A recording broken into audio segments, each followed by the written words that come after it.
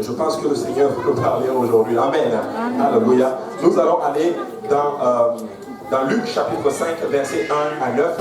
C'est un enseignement qui avait été déjà fait. Ça avait été enseigné le matin. Mais je crois que le Seigneur va nous aider avec ça aujourd'hui. Amen. Gloire à Dieu. Que quelqu'un dise, le Seigneur va nous parler. Le Seigneur va nous parler. Qui a en attente de la parole du Seigneur aujourd'hui. Amen. Moi aussi. Alléluia. Et alors que vous êtes debout, nous allons lire Luc chapitre 5 du verset 1 à 9. Luc chapitre 5, verset 1 à 9. Alléluia. Alléluia. Luc chapitre 5, verset 1 à 9. Je m'excuse, j'ai oublié d'envoyer le fichier au frère Jules. Alléluia. Et si vous l'avez, vous pouvez dire Amen. Alléluia, je viens d'envoyer le fichier. Alléluia. Et nous allons lire Luc chapitre 5, verset 1 à 9. Donc, lisons ensemble, il est écrit: comme Jésus se trouvait auprès du lac de Génézareth et que la foule se pressait autour de lui pour entendre la parole de Dieu, il vit au bord du lac 2 barques d'où les pêcheurs étaient descendus pour laver leurs filets. Il monta dans l'une de ces barques qui était à Simon. Et il le pria de s'éloigner un peu de terre. Puis il s'assit et de la barque, il enseignait la foule. Lorsqu'il eut cessé de parler, il dit à Simon: avance en pleine eau et jetez vos filets pour pêcher. Simon lui répondit: maître, nous avons travaillé toute la nuit sans rien prendre, mais sur ta parole je jetterai le filet. L'ayant jeté, ils prirent une grande quantité de poissons et leur filet se rompait. Ils firent signe à leurs compagnons qui étaient dans l'autre barque de venir les aider. Ils vinrent et ils remplirent les 2 barques au point qu'elles s'enfonçaient. Quand il vit cela, Simon-Pierre tomba aux genoux de Jésus et dit: Seigneur, retire-toi de moi, parce que je suis un homme pécheur. Car l'épouvante l'avait saisi, lui et tous ceux qui étaient avec lui, à cause de la pêche qu'ils avaient faite. Prions tous ensemble aujourd'hui. Seigneur Jésus, nous te rendons grâce.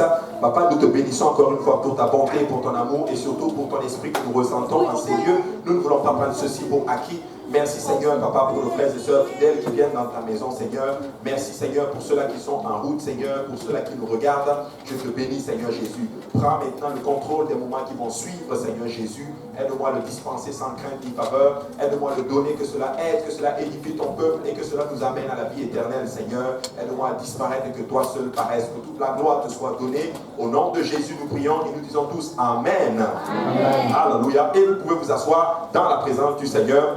Alléluia. Aujourd'hui, nous allons revoir encore ce sujet. Et si je devais donner encore un titre, ça va être sur ta parole.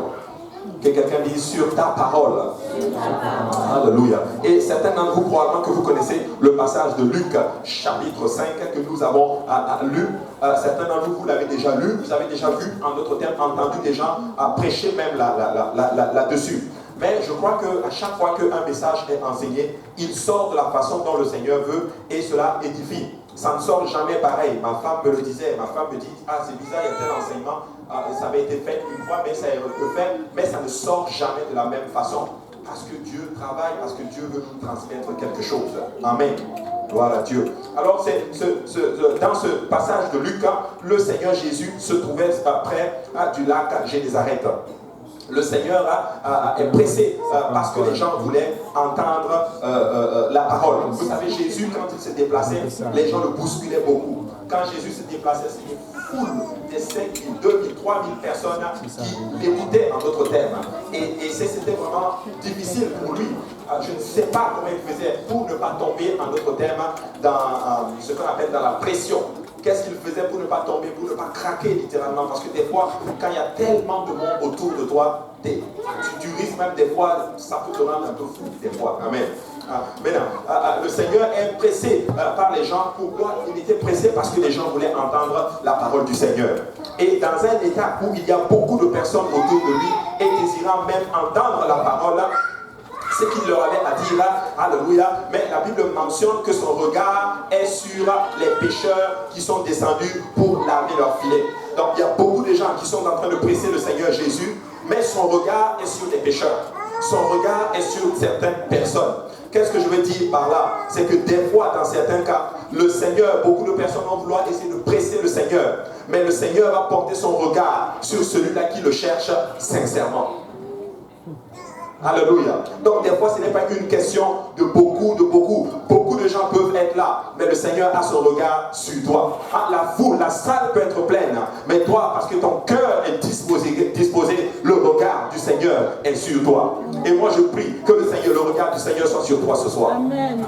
Alléluia, très important. Et des fois, nous avons l'impression que le Seigneur est occupé à régler la situation des autres, nous oubliant des fois dans nos propres problèmes. Est-ce qu'il y a des gens qui ont déjà eu à penser ainsi? Que j'ai l'impression que Dieu m'a oublié. C'est bizarre, il bénit seulement les autres. C'est bizarre, les autres ont les mêmes problèmes que moi, même moins que moi, et moi je le sers, et les autres ne le servent pas, mais il résout le problème des autres. Je sais que certains d'entre vous, moi aussi j'ai pensé cela à un moment donné. Mais je vais vous dire une chose, mes frères et sœurs, Dieu n'oublie jamais. N'est-ce pas la parole qui est sortie ce matin? Je n'oublie jamais. Alléluia. Dieu ne t'oublie pas. Alléluia. Ce n'est pas encore arrivé. C'est juste parce que ce n'est pas encore dans son temps. Mais le Seigneur a son regard sur toi et ça viendra au temps convenable. Alléluia. Très important. Et là, y a-t-il quelqu'un dans cette salle, alléluia, qui a pensé que le Seigneur n'avait pas du temps pour lui? Alléluia. Maintenant, j'ai une déclaration à faire. Alléluia. Ce n'est pas que le Seigneur n'a pas de temps pour toi, mais des fois, nous n'avons pas de temps pour Dieu. Alléluia. Donc, c'est très important. Nous devons avoir du temps pour le Seigneur. Et ces pêcheurs, donc on a lu, revenaient d'une longue nuit de pêche sans avoir réussi leur moisson.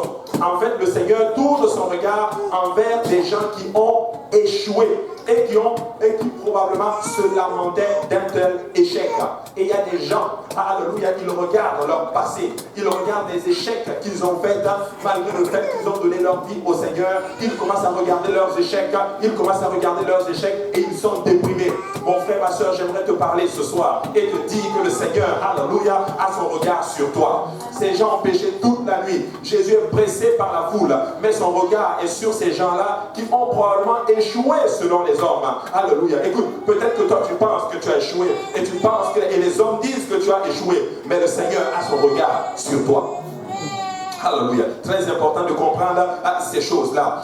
La Bible mentionne qu'il est monté dans la barque où se trouvait un monsieur qui s'appelait Simon. Amen. La définition de Simon, ça veut dire ceci: celui qui écoute. Simon veut dire celui qui écoute. Écoute, qu'est-ce que je veux dire par là? Jésus va toujours monter dans la barque de celui qui écoute. Amen. Il ne va pas monter dans la barque de celui qui n'écoute pas, celui qui est têtu. Alléluia. Et des fois, il y a certaines personnes qui sont têtues. Dieu va parler, Dieu va parler. Ils font, ça rentre ici, ça sort ici. Alléluia. Mais please, mes frères et sœurs, quand Dieu parle, écoutons. Est-ce que tu veux que Dieu soit dans ta barque? Alléluia. Nous le chantons, nos enfants le chantent. Avec Jésus dans mon bateau, je peux rire de la tempête. Mais mon ami, pour que Jésus soit dans ton bateau, tu dois t'appeler Simon. Tu dois être celui qui écoute. Alléluia. Parce que le Seigneur ne va pas perdre son temps à parler à une personne qui ne veut pas écouter. Alléluia.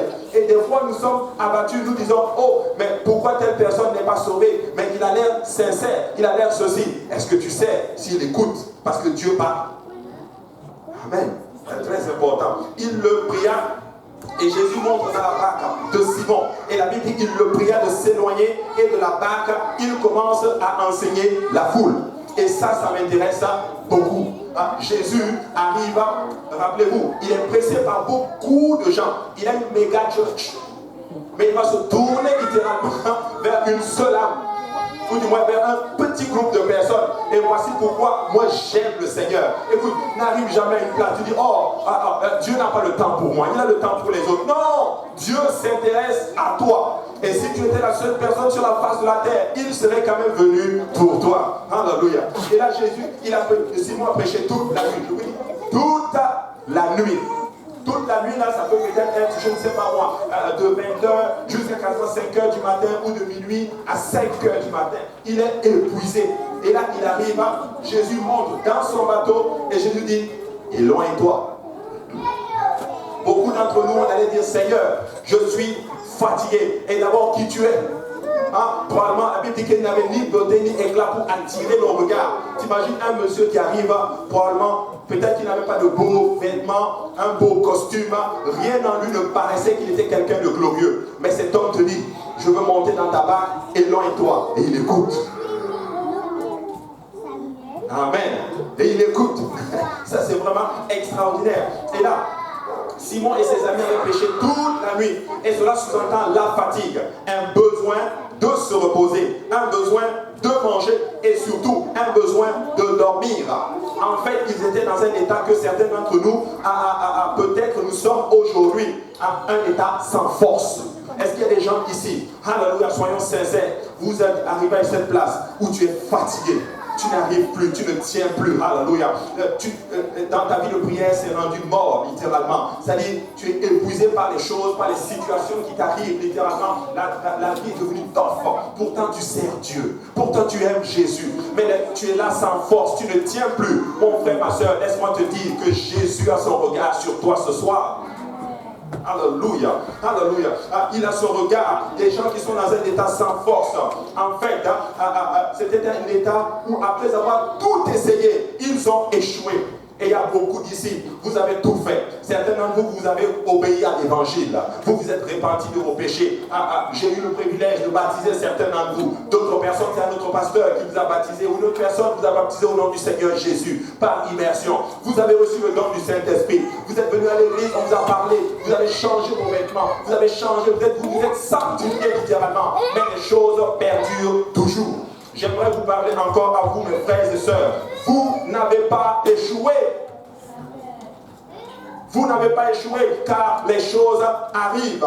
Remarquons que le Seigneur les avait remarqués alors que eux, ils avaient leur filet. Écoute, le Seigneur les avait remarqués bien avant. Amen. Le Seigneur les avait remarqués bien avant même que tu viennes dans ce sanctuaire. Jésus t'a remarqué.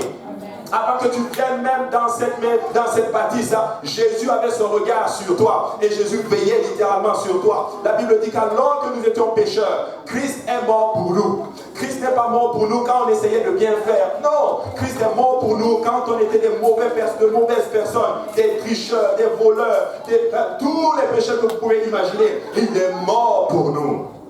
Alléluia. C'est extraordinaire littéralement. Le Seigneur les avait remarqués. Une façon pour eux de déclarer leur faillite, littéralement, c'est ceci. Alléluia. Plutôt, ils avaient leur filet, ils ont laissé leur filet, mais c'était une façon pour eux de déclarer leur faillite. En fait, pour aujourd'hui, cela n'a pas fonctionné et nous avons raté.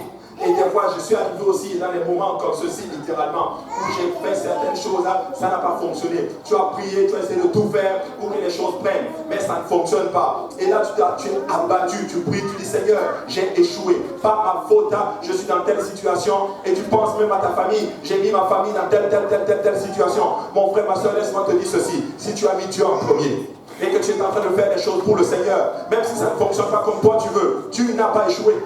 Amen. Et je vais même dire à quelqu'un, peut-être que c'est même par ta faute que tu es dans cette situation. Je vais te dire que dans le nom de Jésus, tu n'as pas échoué parce que Dieu peut tout t'arranger. Alléluia. Dieu peut tout t'arranger, littéralement.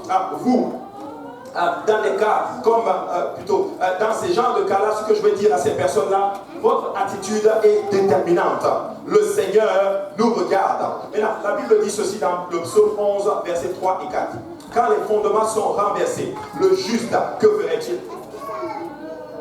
Lorsque les fondements sont ébranlés, lorsqu'on parle de fondements, qu'est-ce qu'on parle ici? On est en train de parler des fondements qui maintiennent ta vie.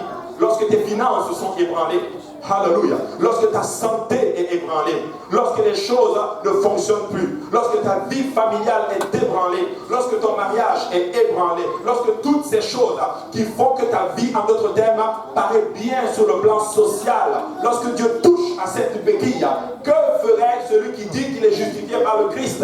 Parce que nous sommes les justes de Jésus. Et le Seigneur te pose la question aujourd'hui. Probablement que tu n'as pas ce que tu veux dans le Seigneur. Mais le Seigneur te pose, lorsque ces fondements sont ébranlés, que ferais-tu?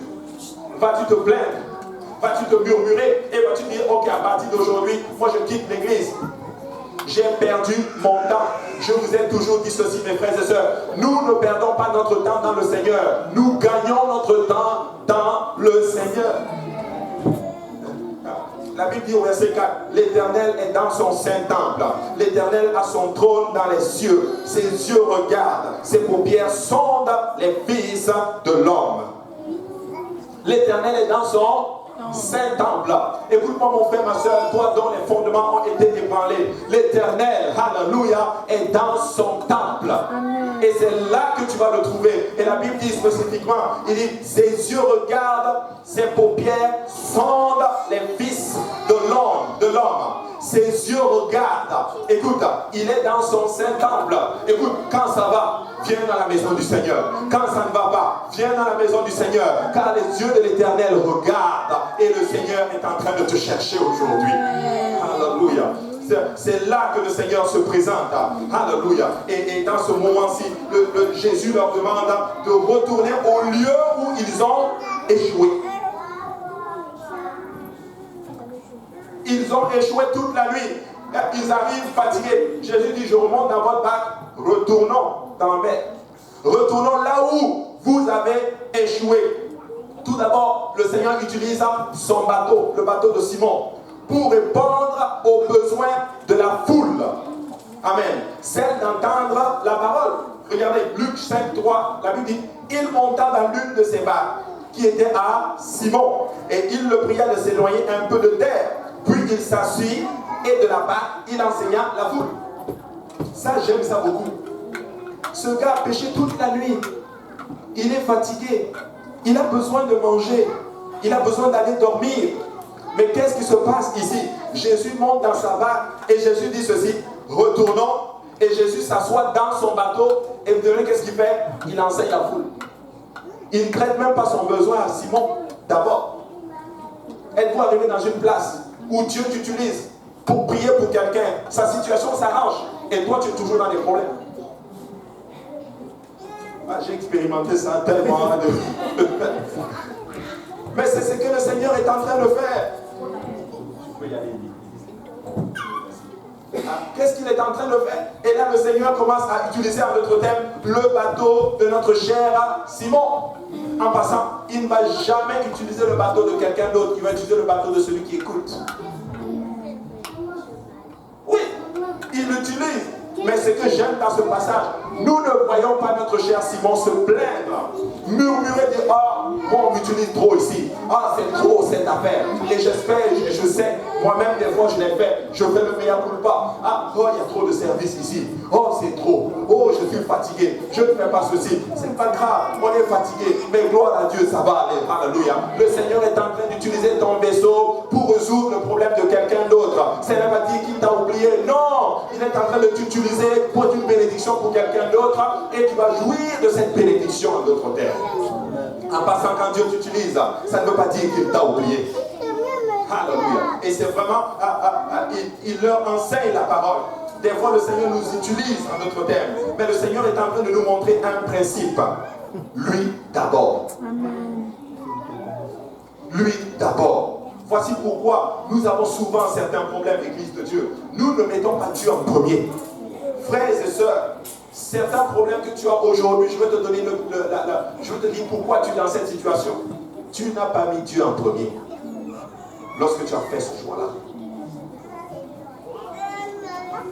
Alléluia. Tu ne l'as pas mis en premier. Maintenant, je ne suis pas en train de dire que c'est gâté. Non. Écoute, remets-le en premier. Repars sur de bonnes bases, littéralement. Et l'Éternel va bénir chaque projet que tu es en train de faire. Alléluia. Pour lui. Mais nous devons arriver à une place. Dieu en premier. Alléluia. Tu sais, Dieu d'abord, ensuite les autres après. Il l'a dit dans sa parole. Cherchez premièrement le royaume des cieux et sa justice, et toutes ces choses vous seront données par-dessus. Alléluia. Notre problème, c'est que nous ne mettons pas le Seigneur en premier. Et voici pourquoi nous souffrons beaucoup. Nous galérons. Nous avons une vie. Une fois j'ai parlé, c'était à un certain temps, je parlais avec ma femme et Dieu, le Seigneur avait allumé mon esprit. Et puis j'ai dit à ma femme, j'ai dit, chérie, j'ai l'impression qu'on vit comme des pauvres. Et je ne veux plus cette vie. Mais oui, parce que nous sommes des enfants de Dieu. Nous ne sommes pas censés vivre dans la dépression. Nous ne sommes pas censés vivre en train de réfléchir, penser comment. Dieu dit qu'il va nous donner toutes ces choses. Il le dit dans Matthieu 6,33. Cherchez premièrement le royaume de Dieu et la justice de Dieu. Toutes ces choses vous seront données par-dessus tout. Écoute, la parole de Dieu est vraie ou ce n'est pas vrai. Écoute, si Jésus est, s'il est Dieu, c'est que sa parole est vraie. Alléluia. Et je veux vous dire une chose. Depuis le temps où nous avons tenté, où nous avons essayé de mettre Dieu en premier dans nos vies, nous n'avons jamais rien manqué. L'Éternel a toujours pourvu littéralement. Écoute, laisse-moi te dire que ça ne prend pas beaucoup à Dieu pour te bénir. Il bénit ses enfants pendant qu'ils dorment. Dis la parole de l'Éternel. Peuple de Dieu, c'est le temps pour nous, alléluia, d'arriver à une place où nous sacrifions pour l'Éternel. Ah, tu as peur, oh, si je sacrifie pour Dieu, qu'est-ce qu'on va dire? Qu'est-ce qu'on va dire? Je vais payer. Hey, tu ne paies jamais, alléluia, en investissant dans le royaume. La Bible dit que où est ton trésor? C'est là aussi se trouve ton cœur. Mais moi, je veux mettre mon cœur dans le royaume, mais je veux mettre mon trésor dans le royaume de Dieu, pas dans les choses du monde, alléluia. Car Dieu prend soin de ses fils et de ses filles. Jérémie chapitre 17 et 7 dit ceci: béni soit l'homme qui se confie en l'Éternel et dont l'Éternel est l'espérance. Dieu dit que tu sois béni. Oh, il dit ceci: il est comme un arbre planté près des eaux et qui étend ses racines vers le courant. Il n'aperçoit point la chaleur quand elle vient. Ça veut dire ceci: celui-là qui se confie en l'Éternel, quand la chaleur représente les problèmes, les difficultés, les ruses, les attaques de l'ennemi, tu ne vas même pas savoir que l'ennemi essaie de t'attaquer. Certains d'entre vous allez vivre, les sorciers au pays vont tout faire pour vous attaquer, pour t'ébranler, pour te tuer, pour faire toutes ces choses, pour attaquer tes enfants. Mais laisse-moi te dire que si tu te confies en l'Éternel, tu ne sauras même pas qu'il y a un sorcier au village qui essaie de t'attaquer. Tu ne sauras même pas qu'il y a quelqu'un qui essaie de faire ces choses pour toi, parce que l'Éternel est ta force. Et il dit ceci, alléluia: il n'aperçoit point la chaleur quand elle vient, et son feuillage reste vert. Ça veut dire ceci: tu es dans une lancée dans le Seigneur, alléluia, ça va rester vert. Ça veut dire que tu ne vas pas te refroidir dans le Seigneur. Ta relation est toujours intense. Écoutez-moi bien, peuple de Dieu, vous allez arriver à une place, rien ne va ébranler votre relation avec Dieu. Même pas les problèmes, même pas les finances, même pas telle chose, mais vous allez continuer à être en feu pour Dieu, alléluia. Et je prophétise dans la vie de quelqu'un, alléluia, ton feu va se rallumer, alléluia. Tu vas être en feu pour Dieu, tu vas le faire, et tu vas le faire pour la gloire. Alléluia. Il dit ceci: dans l'année de la sécheresse, il n'a point de crainte. Hey, un temps viendra, dans l'année de la sécheresse, tout le monde va stresser, mais toi tu ne stresses pas. Amen. Oh, alléluia. Et il a dit ceci: et il ne cesse de porter du fruit. C'est bizarre, mais il y a un lien un peu entre ce qui s'est passé ce matin. Il ne cesse de porter du fruit. Écoute-moi bien, confie-toi à l'Éternel et tu vas porter des fruits et des fruits. J'ai réalisé quelque chose. Plus tu travailles pour Dieu, tu n'as même pas le temps de voir les persécutions et toutes ces choses. Tu n'as pas le temps, alléluia. Tu portes juste des fruits et l'Éternel te back up. L'Éternel prend soin de soi. Écoute, quand tu prends Balaam et Balak, Israël ne savait même pas qu'on était en train de les maudire. Car l'Éternel était le bouclier. Oh, alléluia. La Bible nous dit que Simon a obéi malgré la fatigue et le manque de sommeil et même la déception. Il cède son bateau au Seigneur afin que le Seigneur puisse enseigner la multitude. Écoutez-moi bien, obéissez, Église de Dieu.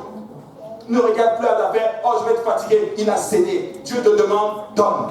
Dieu te dit: j'ai besoin de toi, va.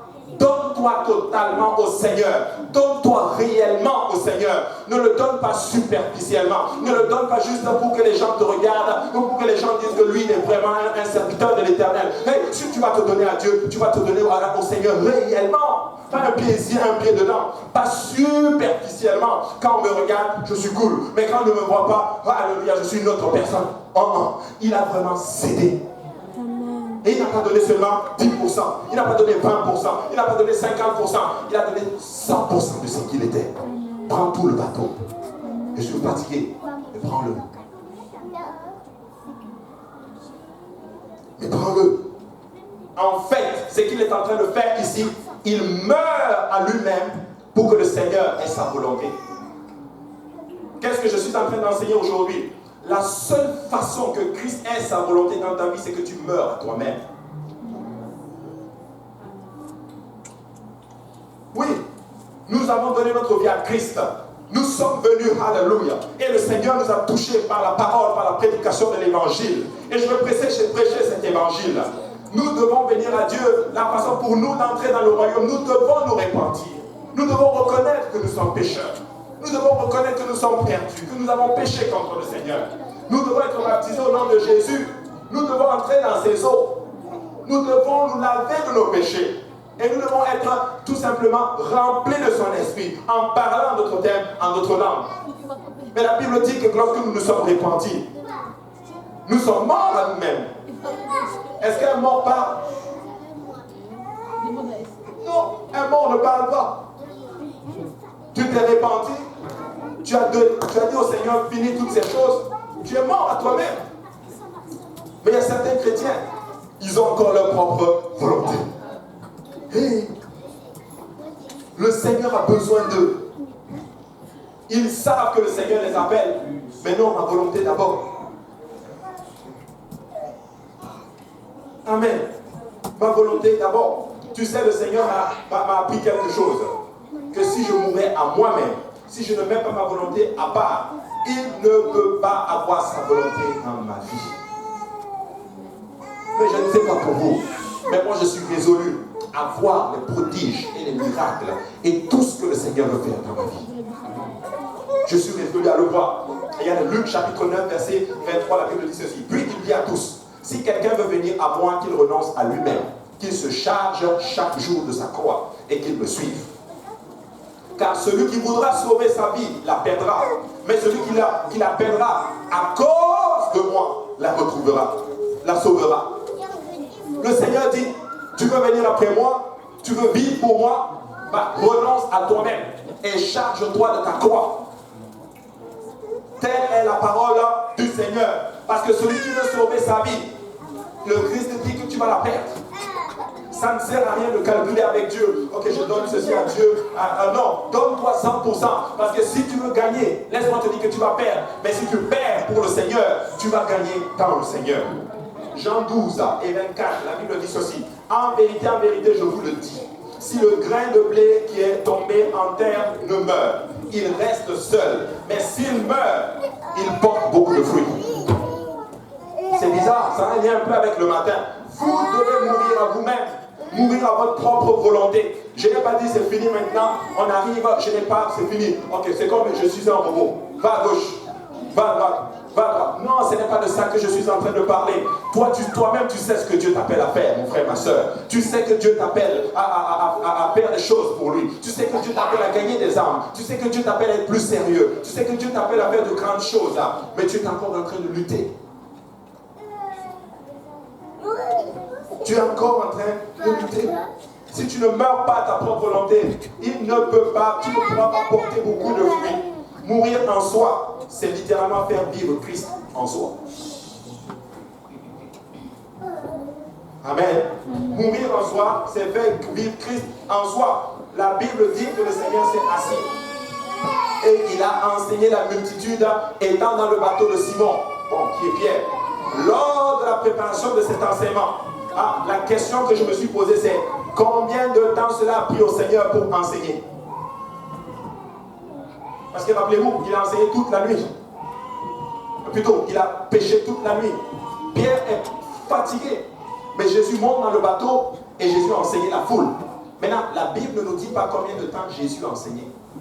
Est-ce qu'il a enseigné 1 heure, 2 heures, 3 heures? Mais je peux vous dire une chose. Les rabbins enseignaient longtemps. Moi, je suis convaincu qu'il a enseigné tout au plus au moins 1 heure. Je n'ai pas de preuve. C'est juste une suggestion, une pensée. Qu'est-ce que je veux dire par là? Je veux dire ceci. Simon n'a pas murmuré. Il n'a pas dit, non, Seigneur, toi tu ne sais même pas qu'on est fatigué, nous. Tu ne sais pas qu'on doit dormir. Tu ne sais pas qu'on doit faire ceci. Je veux parler à ces belles personnes qui sont maintenant bénies. Or, alors que eux, ils ont utilisé les gens avant. Aujourd'hui, excusez-nous, nous avons des familles, on doit prendre soin des enfants.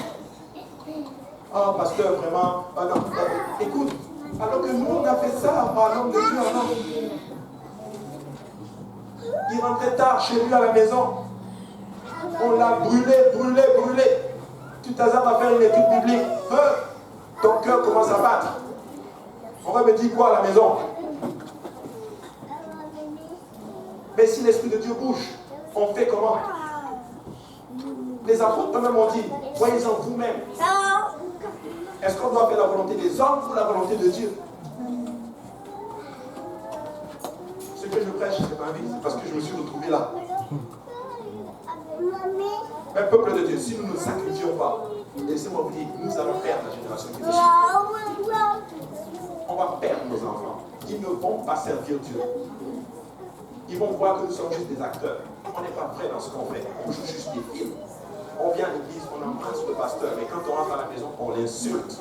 Il a trop prêché longtemps. Il prend tout notre temps, il détruit. Et nos enfants voient ça. Église de Dieu, écoutez-moi bien. C'est le temps pour nous de sacrifier pour le royaume.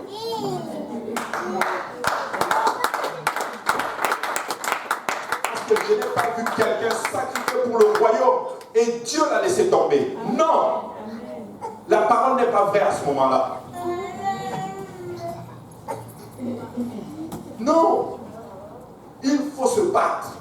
Il faut travailler pour le royaume de Dieu. Le royaume doit avancer. Et pendant que tu travailles pour le royaume, Dieu va te bénir. Hey, pasteur Luc, quand je suis arrivé à l'église, était sans papier. Il servait le Seigneur. Il ne pensait même pas à tout ceci. Et pendant qu'il sert le Seigneur l'a régularisé dans ce pays, littéralement. Hey, il y a plein de personnes comme ceci. Mais je peux sortir les témoignages des frères dont l'immigration avait dit tu quittes le pays, littéralement. Mais ils ont servi le Seigneur. Ils ne sont pas partis du pays. Ils sont restés, le Seigneur les a régularisés et ils sont là parmi nous aujourd'hui. Et Dieu est en train de les bénir. Mais nous jouons avec le Seigneur. On essaie d'être plus malin que Dieu. Non, tu n'es pas plus malin que Dieu. C'est lui le concepteur de toutes ces choses. C'est lui le chef des temps, le maître des temps et des circonstances. Il est le chef de toute domination. Il parle et la chose arrive. Dieu n'a pas peur de dire juste un mot en ta faveur. Un seul mot, alléluia, de Jésus-Christ dans ta situation. Suffit à changer ta vie pour toujours. Mais peuple de Dieu, laissons Dieu avoir sa volonté dans nos vies. Et il va le faire. Alléluia. Jésus leur dit dans Jean 6, 43, plutôt Simon, as-tu donc enduré des heures d'enseignement, et cela sans murmure et sans plainte. Jean 6, 43, Jésus leur répondit, ne murmurez pas entre vous. Je vais vous dire qu'est-ce qui tue des fois littéralement certaines de nos bénédictions. C'est les murmures et les plaintes. Vous voyez, est-ce que je peux vous montrer un grand murmureur et plaigneur? Je me plaignais beaucoup. Demandez à ma femme, elle va vous dire, tiens, si tu veux connaître quelqu'un, demande à sa femme. Pasteur, il est gentil, il est cool, il est toujours cool, alléluia, le Seigneur est bon. Toi, tu ne sais pas ce que je suis. Ma femme peut te dire. La femme d'Achille peut te dire qu'il est. Bon, Stéphane, ta femme peut nous dire aussi, oh, il est cool, sa femme peut nous dire. Mais écoute, ce que je suis, ma femme peut te dire. Je me plaignais jusqu'à ce qu'elle m'a dit, tu te plains trop, chérie. Ça a été comme une bombe. C'est ça qui fait que les choses n'arrivent pas. Ne parle plus. Écoute, ne murmure pas. Écoute, ça n'a pas fonctionné. Gloire à Dieu. On va faire mieux et ça va arriver la prochaine fois. Mais please, arrêtez de murmurer entre vous. Vous êtes en train de fermer le ciel sur vous. C'est ça qui a fait que Israël est resté 40 ans dans le désert au lieu de rester 40 jours. 40 jours, Dieu a levé jour, Dieu a mis année. Hey, je n'ai pas envie de faire 40 ans dans mon désert. Alléluia. Hey, si je suis dans ce désert, je veux sortir vite. Et si tu viens pour murmurer à côté de moi, j'ai déjà bouché mes oreilles. Je n'entends pas les murmures. Alléluia. Ne viens pas me dire qui a fait ceci, qui n'a pas fait ceci. Non, alléluia. Je ne veux pas de murmures car je ne veux pas lier mes bénédictions. Amen. Alléluia. Et laissez-moi vous dire que l'église de l'Est est bénite. Et l'église de l'Est ne veut pas fermer le ciel sur ses bénédictions. Alléluia. Peuple de Dieu, ne murmurons pas entre nous. Amen. Philippiens 2 et 14 dit ceci, faites toutes choses sans murmure et ni hésitation, afin que vous soyez irréprochables et purs, des enfants de Dieu irrépréhensibles, au milieu d'une génération perverse et corrompue, parmi lesquels vous brillez comme des flambeaux dans le monde. Amen. Alléluia. Vous imaginez un enfant de Dieu, on te voit en train de parler des mal des autres, et surtout de tes frères et sœurs.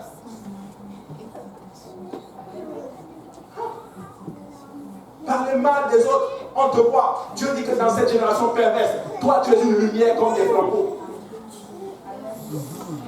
Ainsi tu vas être irrépréhensible. Alléluia. Au verset 16, portant la parole de vie. Oh, alléluia. Et je pourrais me glorifier au jours de Christ, de n'avoir pas couru en vain, ni travaillé en vain. Paul est en train de parler aux Philippiens, il est en train de dire, alléluia, moi je veux me glorifier parce que je veux vous présenter sans tâche, ni ride, Église de l'Est, je veux encore vous parler. Moi je n'ai pas envie, et je l'ai dit, peuple, je n'ai pas envie que quand on parle de commérage, que ton nom sorte dedans. Non, alléluia, vous êtes la perle, alléluia. Nous sommes l'église, nous sommes le fer de lance de la francophonie. Hey, quand on va dire commérage, ton nom n'est pas dedans. Mais quand on va dire serviable, alléluia. Quand on va dire alléluia, il sert Dieu. Quand on va dire consécration, quand on va dire amour, alléluia. Quand on va dire patience, quand on va dire douleur, douceur, quand on va dire la foi, c'est ton nom qui va sortir. Amen. Alléluia. Maintenant, il dit, le Seigneur aurait pu enseigner étant sur terre sans problème, mais il a utilisé son bateau. Mais après que cela, la Bible mentionne que le Seigneur Jésus demande à Simon d'avancer encore en pleine eau et de jeter le filet pour pêcher. Après que le Seigneur l'utilise pour résoudre le problème des autres, Dieu dit maintenant, je me tourne maintenant vers toi. Avance encore en profondeur. Voici l'étape de la bénédiction. J'ai souffert, je viens à Dieu, il entre dans ma vie, il me dit, retournons là où tu as échoué.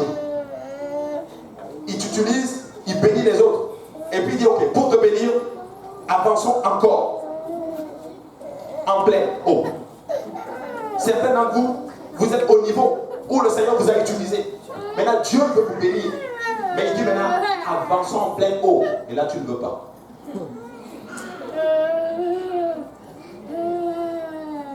Amen. C'est le temps. Dieu m'a dit sur certains de vous dire que certains d'entre vous avez été trouvés fidèles dans les petites choses. Malgré les problèmes, vous avez été toujours là. Dieu dit, je m'apprête à vous bénir. Amen. Mais bizarrement, certaines personnes, c'est le moment où tout pour devenir des têtes dures. Alléluia. Dieu va prendre le marteau, il va taper aussi dessus. Dieu veut te bénir, mon frère, ma soeur. Alléluia. Dieu veut t'amener plus loin que ce que tu imagines. Alléluia. Toi, tu penses, écoute, vous pensez, oh, si j'ai un boulot de 12 $, je suis content. Hey, Dieu me dit, toi, je veux te donner plus que ça. Amen. Oh, mais moi je veux juste, si ma mère est sauvée, c'est correct. Dieu veut sauver toute ta famille. Amen. Oh, si Dieu sauve juste la personne, là, la dame, non, si Dieu le sait, fini. Ah, écoute, Dieu va aller bien plus que cela. D'autres personnes qui sont là, si Dieu fait que le frère là me regarde, vraiment, Dieu peut faire plus que ça. Dieu veut te sauver. Dieu veut te donner littéralement la grâce. Dieu veut t'amener à un niveau, Notre pensée est trop limitée. Amen. Je dis que Dieu veut faire de grandes choses. Alléluia. Quelqu'un m'a dit, toi tu penses à 180 ans le matin, 80 ans au moins le soir. Dieu veut exploser cette bâtisse. Alléluia. Dieu veut vous donner une autre bâtisse. Dieu veut faire plusieurs services dans ce sanctuaire. Amen. Amen. Ne limitons pas notre pensée. Avance encore en pleine eau. Qu'est-ce que je veux dire par là? Continue à travailler. Continue à venir à l'église. Continue à prier, mon frère, ma soeur. Continue encore à intercéder pour ta famille, pour ton mari qui ne sert pas encore Dieu. Continue encore. Continue à pousser pour ta famille qui ne veulent même pas que tu viennes à l'église. Prie pour eux. Aime-les encore. Même si tu te persécutes, aime-les encore. Tu vas finir par les gagner à Dieu. Amen.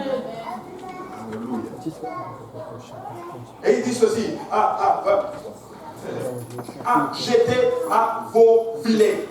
Jésus dit, avancez en pleine eau et jetez vos filets pour pêcher. Maintenant, Pierre, Simon, celui qui écoute, eh bien, il est fatigué et sa nature humaine le rattrape.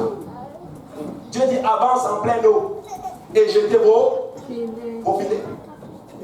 Il se dit, bon, comme je suis quelqu'un qui écoute, je vais quand même écouter.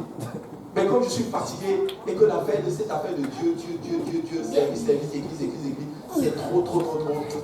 Là, on va écouter partiellement. Il va remplacer ceci par l'obéissance. Mais une obéissance partielle.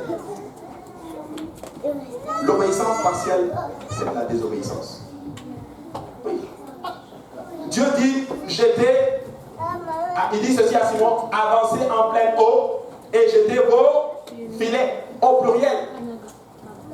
Pour pêcher. Mais regardez le verset 5.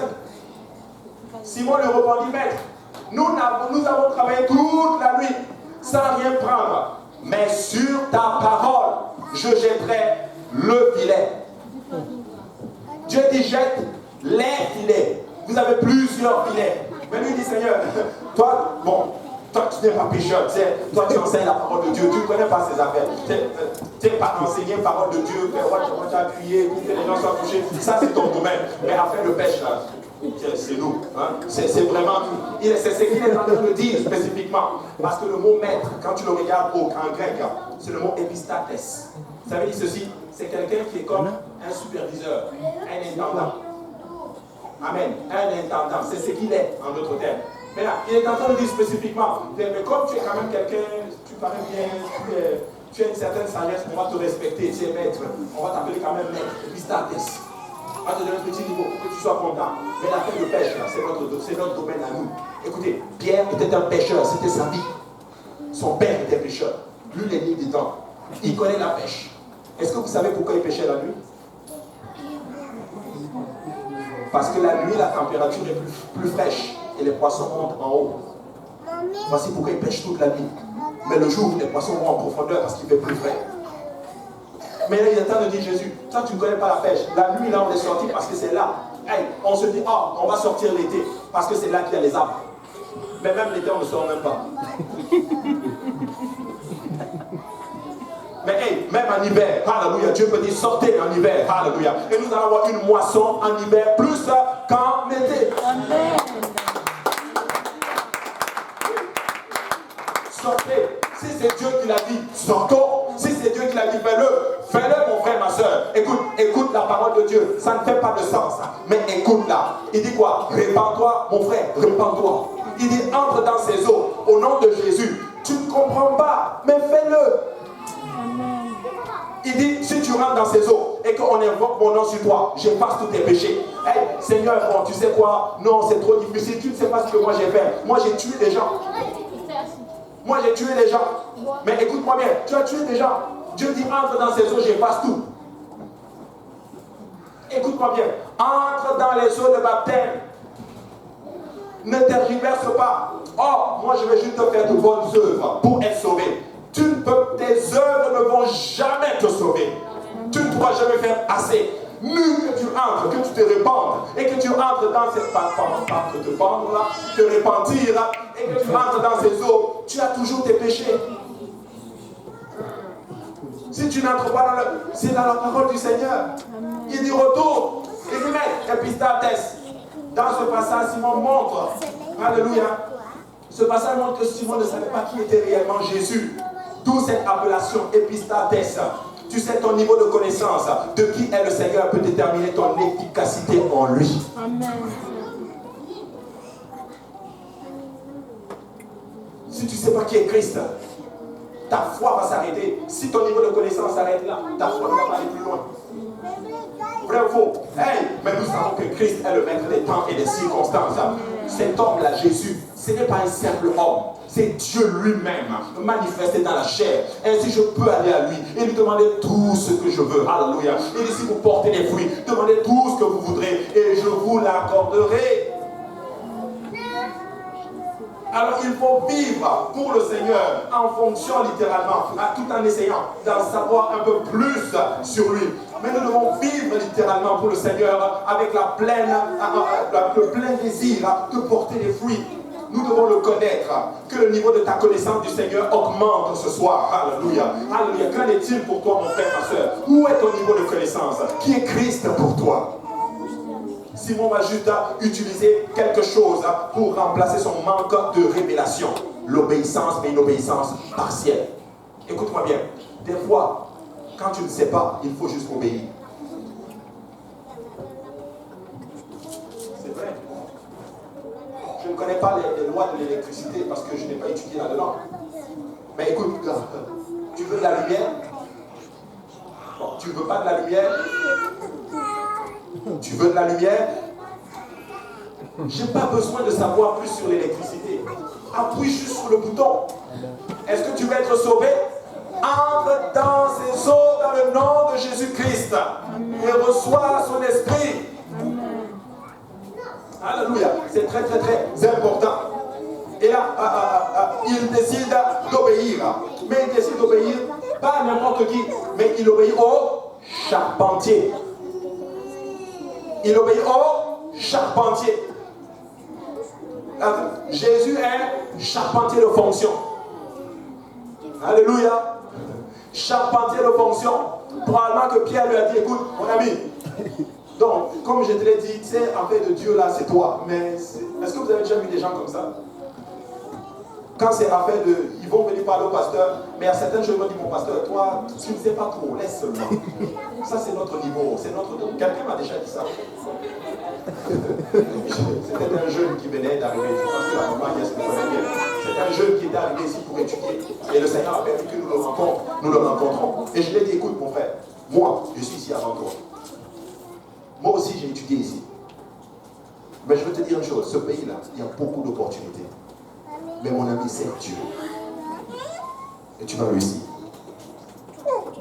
Au début, il était obéissant. Vous savez, quand on vient du pays, on est très respectueux. Tu sais, les valeurs du pays. Mais là, il a commencé à connaître la vie. Il connaît le Canada. Il mange les hamburgers. Il mange le McDo. Il a Facebook. Alléluia. Il a Facebook. Il est cool. Alléluia. Là, maintenant, il est in. Alléluia. Il a un cellulaire, il a WhatsApp et toutes ces choses-là. Maintenant, telle situation est arrivée. Je lui dis, écoute, mon ami, tu es en train de laisser le Seigneur. Tu es en train de t'éloigner de Jésus. Arrête ça. Il me dit, tu sais, pasteur, vous là, vous êtes déjà à un certain niveau. Nous, on doit se battre, on doit faire. Je dis, ok. Il est tombé dans des problèmes dans lesquels je lui avais déjà prévenu. Il est arrivé à une place où il était à deux doigts de quitter le pays. Il est revenu encore humblement. Non, vraiment, pas vous, ce que tu vas me dire, c'est ce que je vais faire. Ce que tu vas me dire, c'est ce que je vais faire. J'ai dit, ok. Écoutez, les choses ont commencé à s'arranger. Vous savez quoi? Il est retombé encore dans le même problème. Il est revenu encore. Bon, on ne peut pas vous, tu sais, il faut qu'on se batte dans la vie. Il faut faire ça. J'ai dit, ok. Rendez-vous à la prochaine crise. Vous savez quoi? Il est retombé encore dans le même problème. Tu sais, je ne sais pas tout. Mais on peut t'enseigner les principes de la parole de Dieu qui vont t'aider à sortir de n'importe quel problème que tu vas rencontrer. Mon frère, oublie ces affaires de quoi que ce soit. Mets Dieu en premier dans tout ce que tu vas faire. Mets Dieu en premier dans tes études. Mets Dieu en premier dans tes relations, dans tes finances, et tu vas réussir. Oui, on ne sait pas tout. On ne sait pas tout. Et je veux le dire, on n'est pas Dieu. Mais ce que je dis, la parole de Dieu dit ça. Applique-le et tu vas réussir. Amen, j'ai bientôt terminé.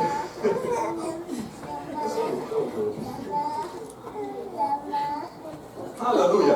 Même si tu ne comprends rien, même si tu n'as pas encore toute la révélation de qui est le Seigneur, alléluia, pourquoi tu n'obéis pas simplement à la parole de Dieu? Amen. Il dit, si tu n'es d'eau et d'esprit, tu rentres dans le royaume. C'est aussi simple que ça. Aussi simple. Et moi, ce que je ne comprends pas, c'est que tu vas aller voir le médecin. Le médecin va te dire, tu as telle maladie. Prends tel comprimé. Tu cours vite à la pharmacie, tu achètes le comprimé et tu le prends. Tu ne comprends rien. Mais tu ne sais même pas s'il a fini tous ses diplômes de médecin, s'il a validé tous ses cours. Est-ce qu'il a eu D, est-ce qu'il a eu C, est-ce qu'il a eu B? Tu ne sais même pas. Gars, tu es là, il faut qu'on sorte de la maladie. Ça ne va pas. Ce que tu vas me dire de faire, je vais juste le faire. Si tu me dis même saute dans le mur, je saute. Est-ce que vous vous rendez compte que les gens même croient plus au sorcier qu'à Dieu? Le sorcier lui dit, écoute, va me chercher un corps pour moi, avec des plumes rouges. Envoie-moi ça et fais ceci et tu vas tomber. Le gars va se battre. Envoie-moi 5 millions. Il va prendre sa carte de crédit, il va mettre dans le guichet, il sort tout l'argent qu'il a. Il dit, sorcier, voilà.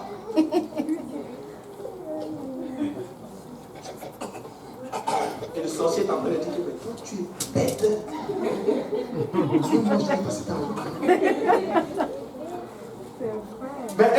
Mais le Seigneur te dit, mon ami, déprends-toi. Mets-moi premier dans ta vie. Ne me donne rien. Tout ce que je veux, moi là, je veux tout faire pour toi. Je vais mourir pour toi. Toi ne meurs pas. Je vais te bénir pendant que tu es en train de dormir. Oh non, écoute, c'est trop facile. Écoute, voilà, mettons Dieu en premier. Écoutez, mes frères et sœurs, servons le Seigneur et Dieu va faire son œuvre. L'obéissance vaut mieux que le sacrifice. Amen. Amen. L'obéissance, mais Simon obéit de façon pareille, plutôt partielle. Simon lui dit, nous avons travaillé toute la nuit, sans rien prendre, mais sur ta parole, je jetterai le filet. Lorsqu'il eut cessé de parler, il dit à Simon, avance en pleine eau et jetez vos filets. Voyez la nuance? Vos filets, et il jette le filet. Alléluia. Et cela montrait en d'autres termes le niveau d'attente de Simon. Des fois, ton niveau d'attente va déterminer la façon dont tu vas obéir à Dieu. Vous êtes d'accord avec moi? Si tu t'attends à ce que Dieu fasse ça, bah, tu vas obéir en fonction de ça. Mais si tu t'attends à plus, tu seras prêt à sacrifier. Voici pourquoi beaucoup d'entre nous, nous avons justement un peu d'attente de Dieu. Je viens à l'église, que Dieu sauve juste mon mariage. Je viens à l'église, que Dieu fasse que mon enfant qui est perdu, qu'il vienne juste, qu'il serve Dieu. Il y en a qui vont même aller à l'église, ça c'est on le voit, bon, ici on le voit moins, mais au pays on le voit. Elle va aller juste à l'église pour que son enfant voyage. Il faut juste qu'il arrive au froid. Pour que je puisse dire aussi à mes amis que mon fils aussi est là-bas. Hey, peu d'attente. Mais si tu arrives et que tu dis, Seigneur, touche ma vie, sauve-moi, de telle sorte que je veux te servir toute ma vie littéralement, car c'est ce qui compte. Quel est ton niveau d'attente? Après, je ne suis pas en train de dire, ne demande pas ces choses, non. Je suis en train de dire que ton niveau d'attente est juste un peu.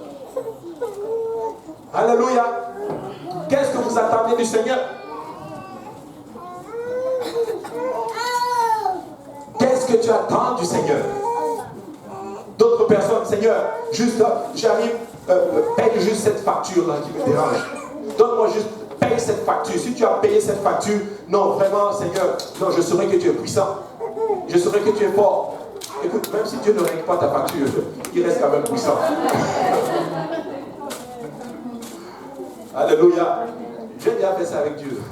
Seigneur, non, je vraiment, non, je vais témoigner, je ne vais pas payer.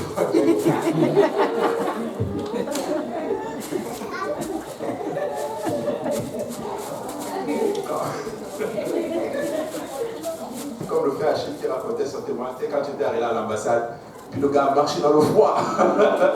Il dit, Seigneur, je veux juste savoir, est-ce que c'est vraiment ça te servir? Ça ne va rien enlever à ce que Dieu est. Alléluia. Moi, j'ai des attentes plus profondes que ça. Moi, je vais aller au ciel. Moi, je vais être sauvé. Quand la trompette va sonner, je dois monter, frère. Alléluia. Je dois courir avec les pierres.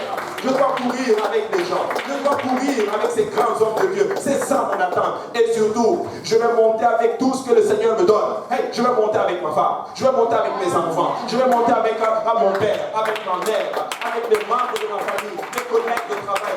Je vais monter. C'est ça mon attente. Parce que mon espérance n'est pas sur cette terre. Alléluia. Écoute, si Dieu me donne, gloire à Dieu, il m'a donné. Et même s'il ne m'a pas donné, s'il y a une chose qu'il doit me donner, c'est le ciel.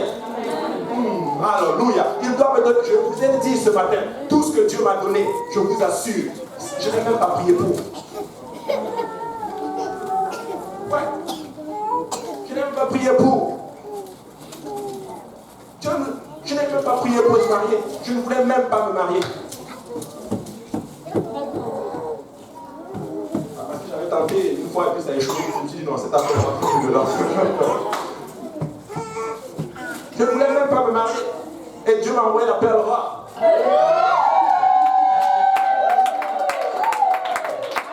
J'entends les mots de quelqu'un. Est-ce qu'il y a des poètes dans la maison de Dieu? Alléluia. Amen. On a essayé d'acheter une maison, ça n'a pas fonctionné la première fois. Ma femme ne me parle plus de maison. Dieu nous a donné une maison dans laquelle on n'avait même pas la mise de fonds. Hey, Dieu te donne tout ça. Tu n'as même pas cherché ça. Et Dieu m'a montré, et Paul dit, regarde ces choses comme de la boue. Et je vais te bénir. Alléluia. Église de Dieu, les gars, vous là, Dieu va vous bénir. Alléluia. Vous là, vous allez faire 4 fois plus de ce que la première génération a fait. Amen. Vous allez gagner les âmes pour la gloire du Seigneur. Alléluia. Et pendant que vous gagnez les âmes, Dieu vous donne ces choses-là. Vous allez faire, c'est juste ça, ok. Ah, c'est juste ça, ah, ok. C'est-à-dire des choses, des bénédictions qu'on va essayer de forcer pour entrer dans votre vie, littéralement. Vous allez même faire le choix, ok. Quel boulot à $50 de l'heure, celui à $60 de l'heure. lequel je prends. Vous allez faire le choix dans toutes ces choses. Mais ça va arriver quand vous allez commencer à courir derrière les armes de Dieu. Alléluia. Hey, toi tu dois obéir à l'évangile. Hey, toi tu dois venir dans la maison du Seigneur. Quand vous allez commencer à appeler, à toucher les armes, c'est là que ces choses vont venir dans vos vies. Alléluia. Et là, je finis. Je veux vraiment atterrir. Tu sais, la question n'est pas combien de poissons ont été pris. Parce que quand ils ont jeté un seul filet, ils ont pris tellement de poissons que le filet se déchirait. La question n'est pas combien de filets ils ont pris. La question c'est combien de poissons ils ont perdu parce qu'ils ont pris un seul filet. Amen. Notre obéissance partielle, il y a des âmes qui perdent. Ils perdent. Dieu te dit, va parler à telle personne. Non, le pasteur Yannick nous a témoigné le témoignage. C'était il y a longtemps, je venais d'arriver à l'église. Il y avait une fille qui était souvent devant l'église de Saint-Laurent. Lui-même, il le dit. Dieu me dit, va parler à cette personne. Mais c'est normal aussi. Il venait d'arriver, peu de nonchalance. Ah ok, non Seigneur, on attend. C'est pas arrivé une fois, c'est arrivé au moins plus de 2 fois. Quelques temps après la fin que la fille est décédée. Une jeune fille. La mort frappe tout le monde. Même les enfants meurent. Même les enfants meurent. Mais si tu pars ce soir, vas-tu rencontrer Jésus?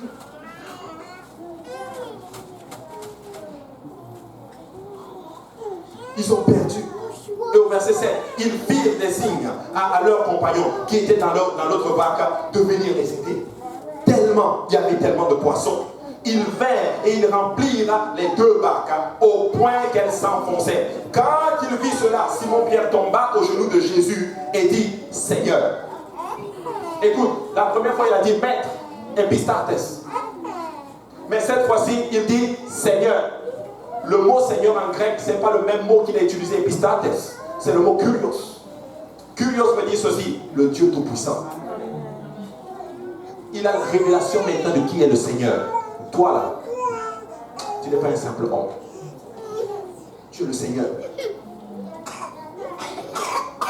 Tu es le Dieu Tout-Puissant. Et la Bible dit, il vit cela, et quand il vit cela, il tomba aux genoux de Jésus. Va jeter, épistale, maître, tu sais, on ne peut pas faire.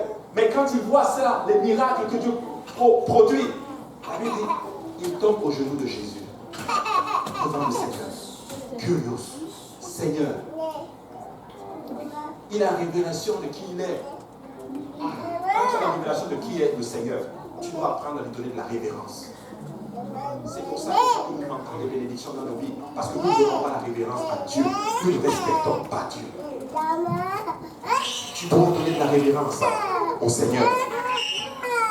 Car l'épouvante l'avait saisi, lui et tous ceux qui étaient avec lui, à cause de la pêche qu'ils avaient faite. Curieux, le Seigneur de gloire. Maintenant, quand la révélation arrive, que vas-tu faire? C'est ma question pour toi aujourd'hui. Si tu sais qui est le Seigneur, que vas-tu faire? Que vas-tu faire? Vas-tu obéir à Dieu? Parce que je sais que cette parole est en train de travailler dans ton cœur. Parce que c'est la parole du Seigneur. Que vas-tu faire? Et moi je suis de ceux qui croient que c'est là que Pierre a eu la révélation de qui était Jésus. Parce que dans Matthieu, je ne sais plus, c'est Matthieu 16 ou Marc 16, en tout cas, où le Seigneur pose la question, qui dit-on que je suis? Et Pierre répond, tu es le Christ, le Fils du Dieu vivant. Cette histoire se passe après Luc 5. Moi je crois que c'est dans Luc 5 qu'il a eu la révélation de qui était Jésus. Si Christ est le Seigneur, pourquoi n'obéis-tu pas au Seigneur Jésus? Si Christ est Dieu et que tu le ressens et que tu as cette révélation, pourquoi tu n'obéis pas? Si aujourd'hui tu as cette révélation de qui est le Seigneur, voici ce que le Seigneur Jésus lui-même te dit dans Jean chapitre 3. Il dit ceci. Jean chapitre 3, Jésus lui répondit à Nicodème, en vérité, je te le dis, si un homme ne naît de nouveau, il ne peut voir le royaume de Dieu. Nicodème lui dit, comment un homme peut-il naître quand il est vieux? Peut-il entrer dans le sein de sa mère et naître? Jésus répondit, en vérité, je te le dis, si un homme ne naît d'eau et d'esprit, il ne peut entrer dans le royaume de Dieu.